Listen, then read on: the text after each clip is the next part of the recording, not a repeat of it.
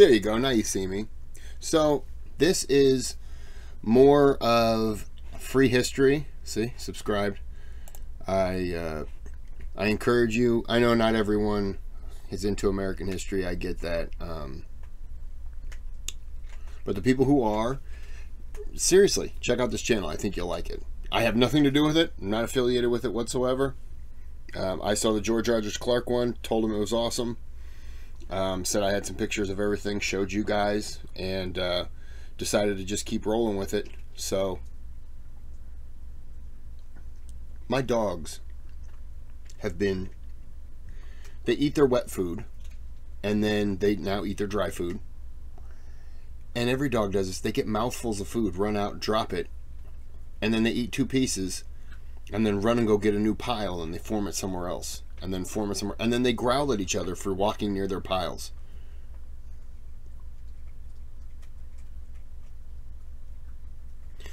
Okay, so let's just get started with the video.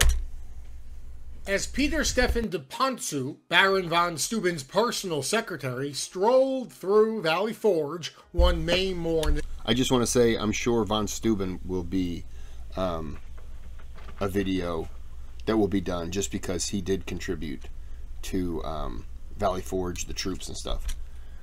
In 1778, he was astonished to hear a beautiful French opera being sung from the woods. Mesmerized by the captivating voice and feeling a wave of homesickness wash over him, the young Frenchman searched the tree line for the source.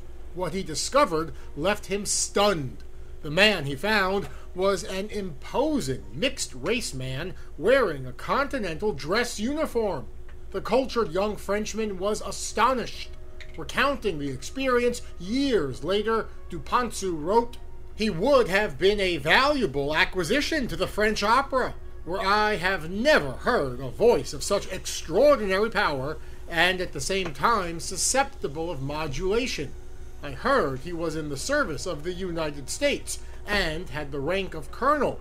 In what manner he was employed, or what became of him afterwards, I never knew. All I can say is that I parted with him with much regret and never saw him since." The man who captivated the young aide that morning was the only man of African-American ancestry to be granted an officer's commission in the Continental Army during the American Revolution. He served throughout the war, fighting at the battles of Saratoga and along the shores of Lake Champlain. His is a story that bears repeating, so today we will look at the incredible, if forgotten, story of Lieutenant Colonel Cook. Welcome to America's Forgotten Founders, where we will look at people whose contributions to the American Revolution, whether on the battlefield, in the halls of power, or on the home front, have been all but forgotten by the annals of history. Before we begin, a brief aside. This video will have several Abenaki, Mohawk, and French names throughout.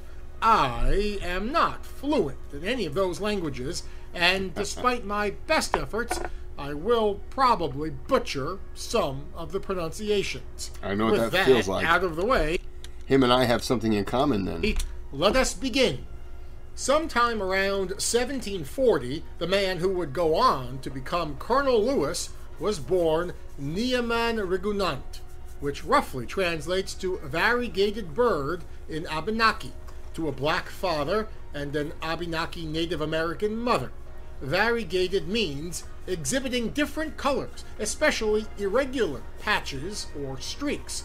Perhaps his name symbolized being a mixed-race child. His family lived near what would become Schuylerville, New York.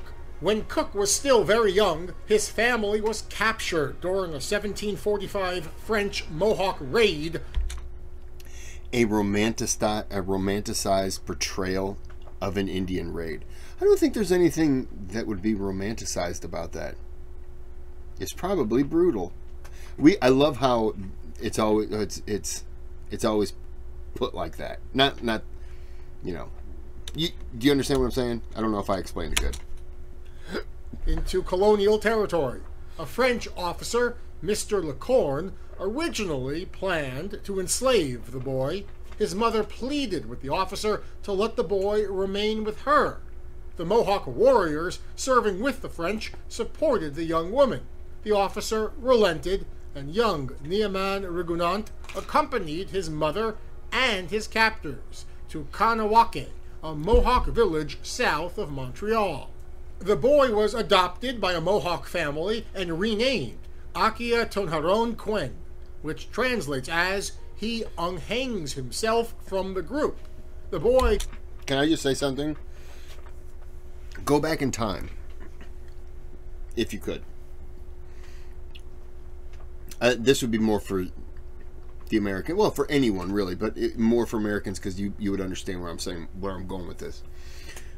Imagine walking up a little sloped hill, getting to the top of that hill, looking down and just seeing teepees, and you know, maybe a little fire going here, fire going there, and just the size of the whole thing. I just think that would be so cool. I don't know how, you know, as soon as they see you, they're probably going to hunt you down and tomahawk you, take your top knot.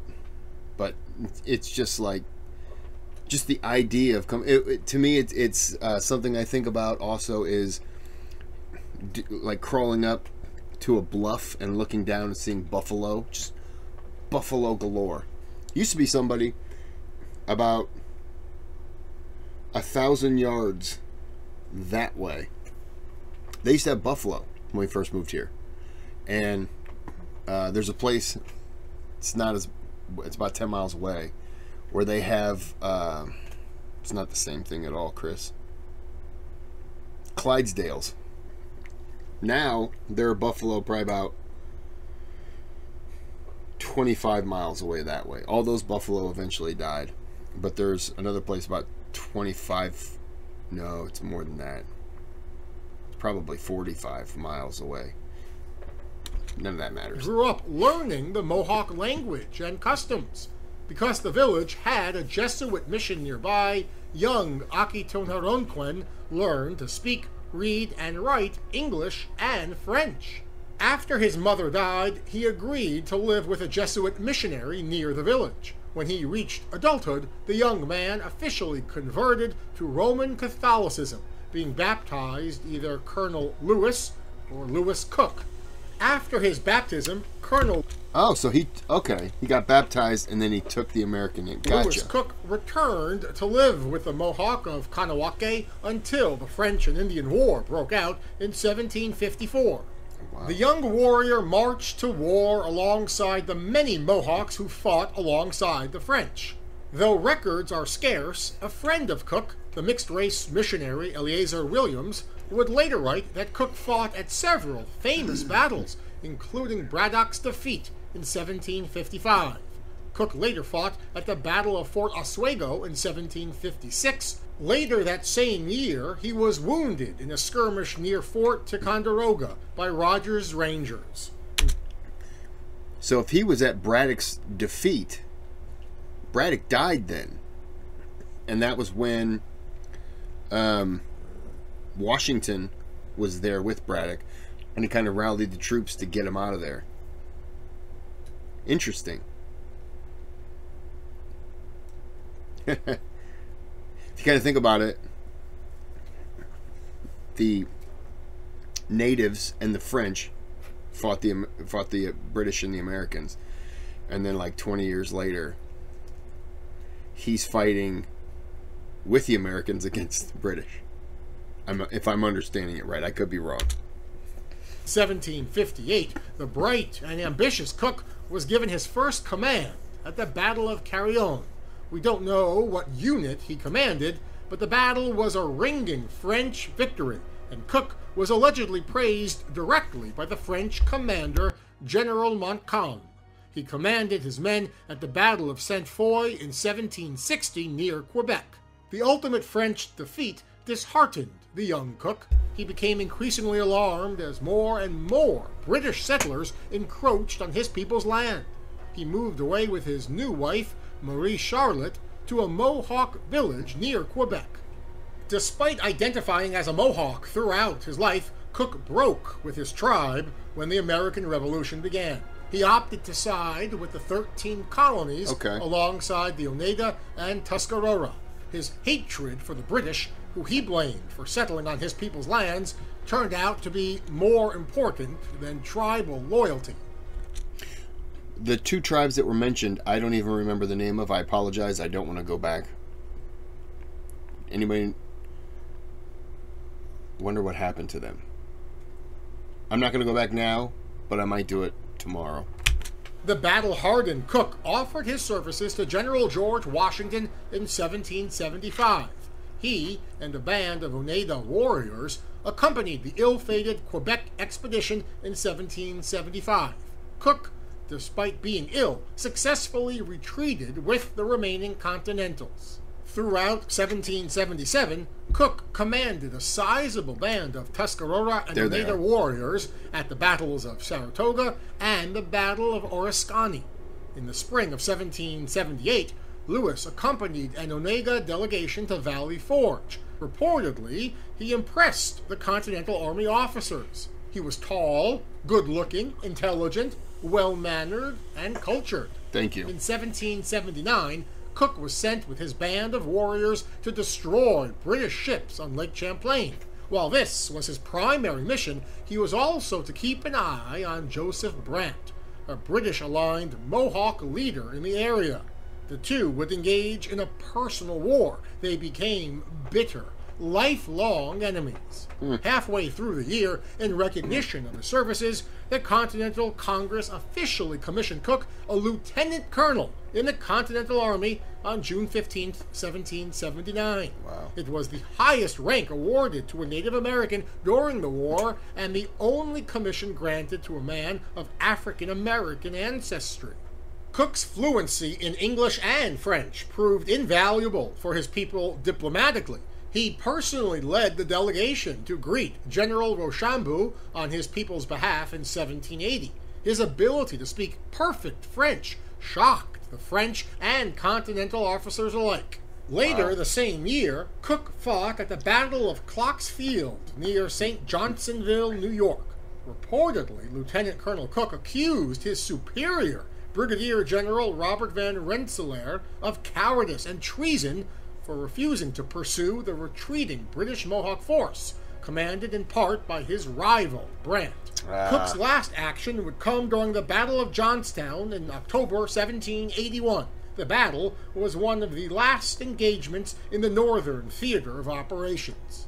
With hostilities in the north wrapping up, Cook settled in the Oneida village of Onondaga near Sterling, New York. His wife likely died sometime during the war because the lieutenant colonel married Marguerite Thewanihatha shortly after arriving. She would prove to be his great love, and the two would go on to have several children together. Due to his fluency in English, French, and Oneida, the Oneida tribe often had him represent their interests in negotiations with the new American government. Cook played a crucial role in convincing the Oneida to lease almost 5 million acres of land to a Colonel John Livingston for 999 years. While Cook and the Oneida thought they'd be collecting money on the land in perpetuity as landlords, the state of New York thought differently. To them, the Oneida had sold the land. The state evicted the Oneida by force from much of the land, incorporating the territory into New York. When asked for justification, the reply was that many Iroquois had fought with the British. Cook's, as well as his people's, service went unrecognized. While Cook attempted to negotiate with Governor George Clinton for the return of, or compensation for, their land, the resultant Treaty of Fort Schuyler gave nothing more than minor financial compensation to the Oneida. While some later writers argued he negotiated out of bad faith, I find this incredibly unlikely. He was devoted to his people, and being Mohawk, the Oneida were brothers. Despite their cultural differences, both were members of the Iroquois Confederacy. It's more likely that Joseph was unaware of how the Americans would exploit the treaties. Yeah. He didn't equate the Americans with the British. Despite this failure, he negotiated in good faith and didn't see the Americans as land hungry, I'm going to guess, and probably saw the British as land hungry because this was their colony. The Americans are going to take it. Hey, that's fine. We keep them there. We do our thing. That's the only thing I can guess from that, but yeah. A lot of tribes lost out on that. Cook was the best representative the Iroquois had. He spoke multiple languages, was a Roman Catholic, and a former Continental Army officer. Between 1792 and 1796, Cook represented the Seven Nations of Canada 6 times in negotiations with New York, all relating to the illegal sale of the Grand River and Tyendinaga villages. Despite his best efforts, New York prevailed in keeping the land. By this time, Cook and Joseph Brant, his old adversary during the Revolutionary War, were the 2 most influential leaders of the Confederacy. The 2 were diametrically opposed. The Iroquois were on the brink of civil war. By 1789, Cook and his wife resettled to Akwesasne along the St. Lawrence River, where Cook became a powerful chief. Despite the bad land deals, Cook convinced his people to remain neutral during the War of 1812 between the United States and the United Kingdom. Despite declaring neutrality, the United States detained his people at Fort Niagara, fearing they'd ally with the British. Chief Cook and his people were only released from custody after he produced his officer's commission and personal letters from George Washington. Perhaps to inspire his people and appease the United States by demonstrating his, and thus his people's, loyalty, he traveled with the U.S. Army to Canada in 1814. During a skirmish after the Battle of Lundy's Lane, he was thrown from his horse and died from his injuries in October 1814. He was buried with full military honors near Buffalo, New York. He is a tragic hero, his story marked by achievement and sorrow. He rose through the ranks when few mixed-race men could have. He earned the respect, if not admiration, of his fellow officers on both sides of the conflict. His military record speaks for itself. He was a man who stood apart from his contemporaries. He pushed the boundaries of what was possible for a person with his origins, but we can only ascend so far. What goes up must eventually come down. You either die a hero or live long enough to see yourself become the villain. His legacy has been tarnished by the land deals he negotiated with the state of New York. Much of the Oneida were forced to abandon their ancestral lands and move to Canada, never to return. In the end, Cook's life serves as a powerful reminder of the extreme abuse and exploitation that the United States of America would inflict on the Native Americans, regardless of their services, contributions, or allegiances to the new nation. A nation, we must remember, they didn't receive citizenship in until 1924. I hope you find this video both in... It's sad that he didn't want to fight in the War of 1812. He just wanted peace. And then he decides to work with the Americans and goes there. And just kind of a freak accident. Thrown from his horse.